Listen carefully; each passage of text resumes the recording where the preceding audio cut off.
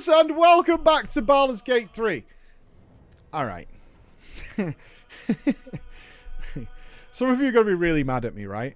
But, like, you've got to remember is it was not the plan, and we do deal with our consequences. And I'll be honest with you. I'm going to be totally honest with you.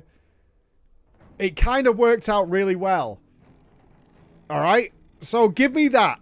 Give me that. It kind of worked out really well. So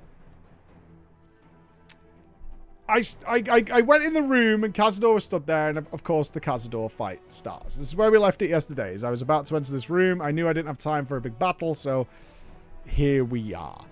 Now, I let Astarion speak for himself, which I've done a couple of times in the game because I really feel like the companions are within their own rights. I really like them. And so, and they've made good decisions, so I let them talk. And Astarion, so, what I didn't expect is that Astarion would be taken out of my hands. So it would be a 3-party team and Astarion would enter the ritual. Now, I had a look and I didn't see a way of freeing Astarion quickly to get him back into the fights. But I also noticed that, like, Cazador doesn't have that much power. He's not that strong. He's got some healing stuff, like, as he's a vampire, obviously. He's buffed by the other ritualists, which made sense. So my plan was to just beat the hell out of him as quickly as humanly possible. I was going to employ a strategy that has been very effective for me up until now, which is basically trying to get haste onto my barbarian. And my barbarian then basically kills everything else in the room while my main characters, the rest of my characters, focus on the boss and CCing it or blinding it or whatever. And I also noticed that, like, Cazador did a weird AI move at the beginning where he moved next to Shadowheart, who emits lights, and blinded himself. Like, self-CC'd himself. I didn't notice, and it was because I was very much paying attention to, like, positioning, and I had, in my head, in my brain, I'm planning through the moves I'm going to make. I didn't notice there was a countdown to the ritual, and I swear to you, I swear, I didn't see it. So Astarion's dead. That was the start of my day. I was kind of taken aback by how easy the fight was. It really wasn't hard, even after Cazador ascended. There's no getting Astarion back.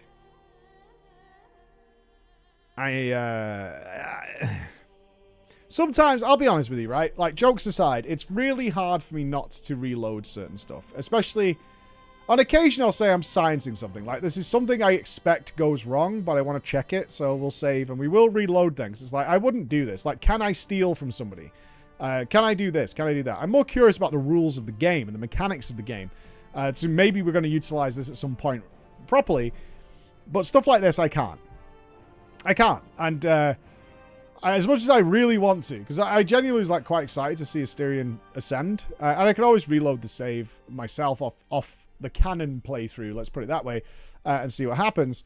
I really did want Astarion to ascend up. I was looking forward to that happening, and then Astarion popped. It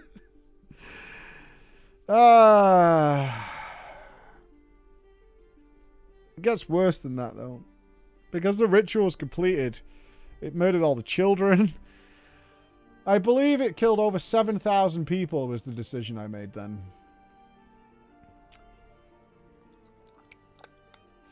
Yeah.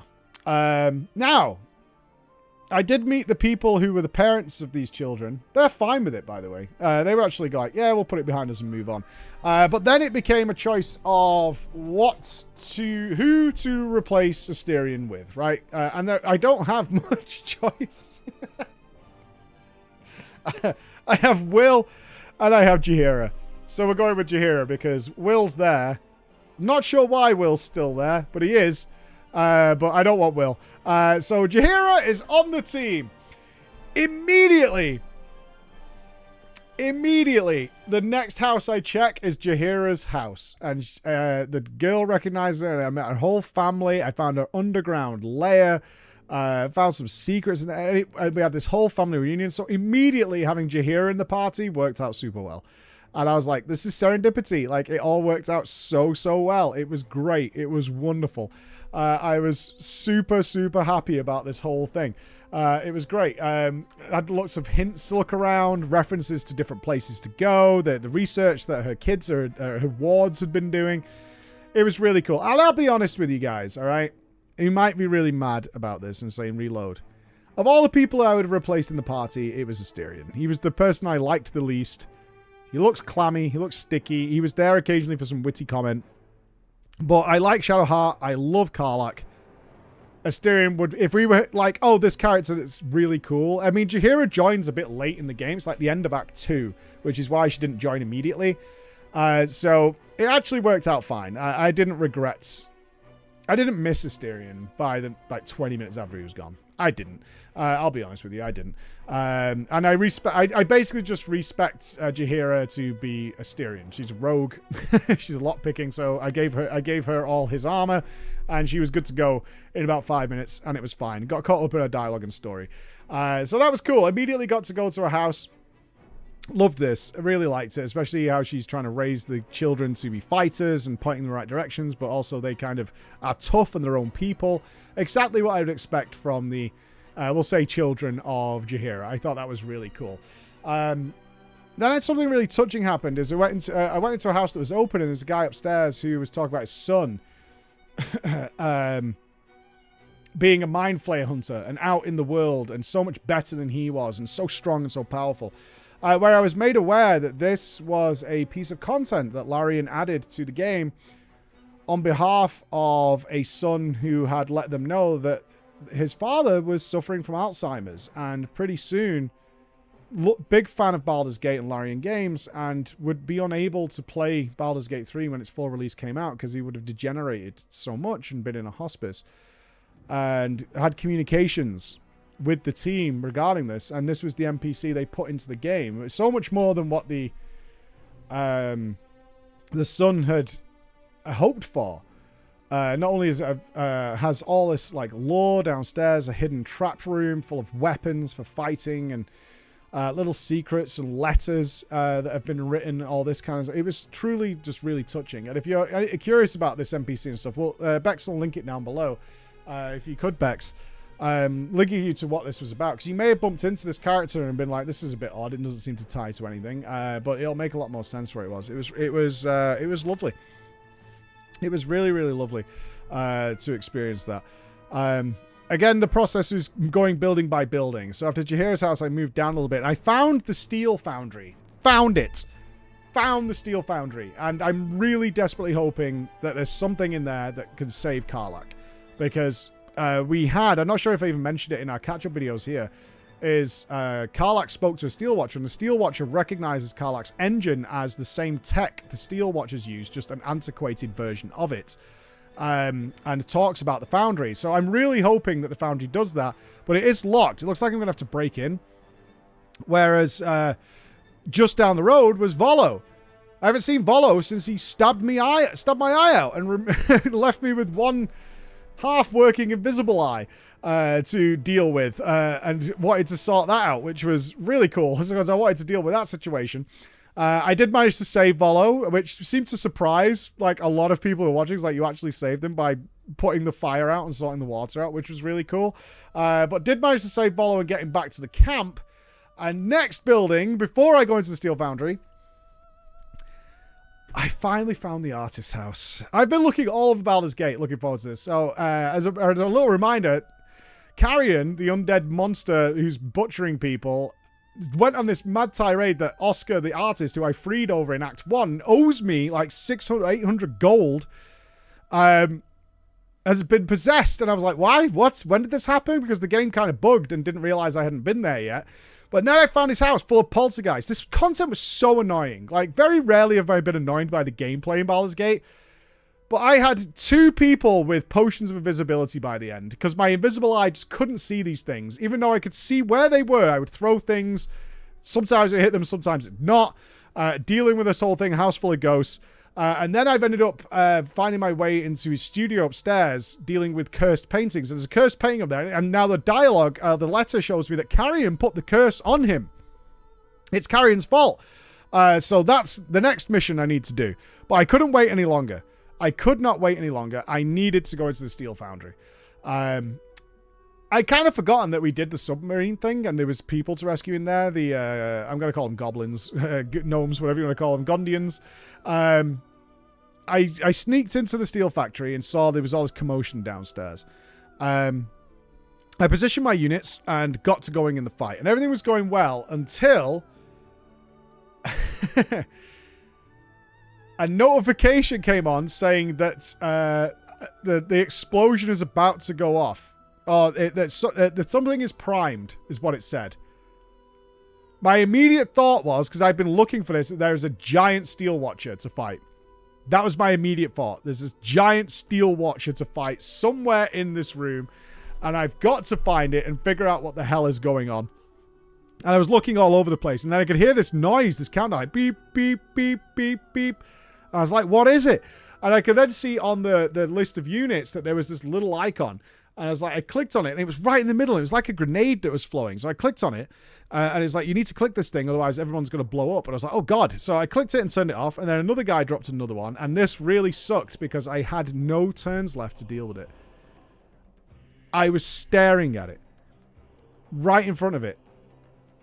And I'd actually, like, killed somebody else because Shadowheart had a turn coming up, but her turn didn't have an action. I'm still to this day not sure why she didn't have an action, but she didn't. And she's staring at it. And I'm just looking at this thing. And it's about to go off. And there's no chance of me getting out of this, because these things go off in one turn. It took me far too long, because some of you probably came up with the answer, to drink a speed potion with my bonus action, which then gave me an extra action so that I could turn the damn thing off, and I saved them. I then proceeded downstairs after freeing the Gondrians, and he was going to help me turn off all the Steel Watchers, into just a monstrously awful fight, where it came down to the Steel Watchers about to detonate, the civilians still standing in it, because the civilian AI is just so bad. It's unbelievably bad, dude. And the only thing I could think of doing was running in with Karlach and Shadowheart, using scrolls of Dimensional Door to get them out of there. And as I did that, one of them ran back in as they were detonating and just barely got out of there. And it's been, oh, it was so frustrating. So frustrating. It was unbelievable.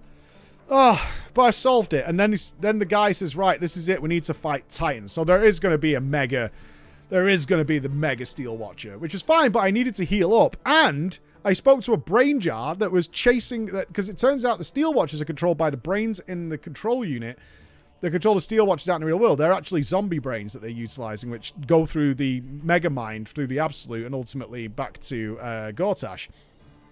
So it made sense to me to smash these things up. To disable the Steel Watchers in the streets. And the little Godrian guy is mad at me for making a mess and like losing attitude with me and all that kind of stuff. It was so annoying. But I did that anyway. And then thought, right, I need to heal up. There's going to be a big fight behind this door. I'm going to be in trouble. I need to go and heal up. So in the area I was in, you couldn't go for a long rest. So I had to run out of the foundry. And as I did that, the Steel Watcher, which I believe what happened here is the Godrians are escaping and the Steel Watchers aggroed on them, because I came out and the streets are fighting a Steel Watcher, and I thought, oh my god, Baldur's Gate has fallen, and it's my fault. I've killed these brain jars, and the Steel Watchers have gone absolutely ballistic. But I then saw another Steel Watcher near the dock that wasn't aggroed, so I was like, okay, it must be the Godrians. Killed that, got back in, and got into the Titan fight. This fight was, again, another gimmick of how it works. Deal with 3 Steel Watchers, no problem there. But the actual Titan itself puts up a massive shield that requires more than 15 damage to damage the shield itself, but it's also like reduced a lot of my melee damage. And my damage is very melee focused with my Barbarian and my Rogue, and nothing would penetrate this shield. It came down to Karlach to practically solo this thing every single step of the way. I even tried magic missiles, fully buffed up to like level 6, which should have hopefully done it. None of them hit. put me in a really bad scenario. But again, the boss fight, not super hard. One shot both ways. And I kind of feel like maybe... I know we are getting to the end of the game, right? I kind of feel like we're very, very strong right now. And also more comfortable with how my team works together and utilizing them more effectively. Still not great in some occasions, but like pretty good. Because none of the fights in the last couple of days have really pushed me as much as the early ones did, which is pretty normal. I'm not super surprised, but I do feel pretty comfortable. I don't feel super worried about boss battles. If I'm rested, I feel pretty confident. I haven't used consumables really at all, besides like 1 or 2 earlier fights in the game. Like Bernard, we used consumables. Balthazar, I used consumables. Balthazar was the last fight I used consumables on back in mid-Act 2. I didn't even use them on Ketheric. Occasionally, I stick on like a weapon coin because I have bags full of them. I might as well. So I wonder if that's going to play out as we move towards the end of the game, because I do feel like the next bosses should be tougher. That should be the nature of the beast. It was in Divinity anyway. At the end of Divinity, the last boss, even if you were really strong, was really hard. So we'll see how that goes. The best thing about this, though, is I found a plague ship where all the people had died of plague, which then led me to finally, after moaning about it at least all day while I was streaming it, is I found the bank. And tomorrow, my friends, we're going into the bank. We're going to open all these safe to deposit boxes, and it's absolutely going to be worth the time it has been playing on my mind. As I leave you today, these are the things that are resolving. There are still some things that haven't resolved, which are bugging me. One is the skeleton in the sewers that's missing a head. I don't know what happens with that. I have found a building that says the mega mine's in there, and I can't go forward. The game like blocks me from going forward. But I'm pretty sure now I've disabled the steel watchers. I can go and kill Gortash. So I think tomorrow it's bank and go and kill Gortash. That's my plan. But I'll check in with you then. Thank you so much for listening, and I'll see you tomorrow. Bye, guys. It is time. All right, blow it up. Let us bring down the foundry and the steel watch with it. Blow it up. Sure. Gond, let your hammer be my courage, your furnace my heart. He's going to fuck this up because he's blind. He's going to push the wrong button. Guaranteed.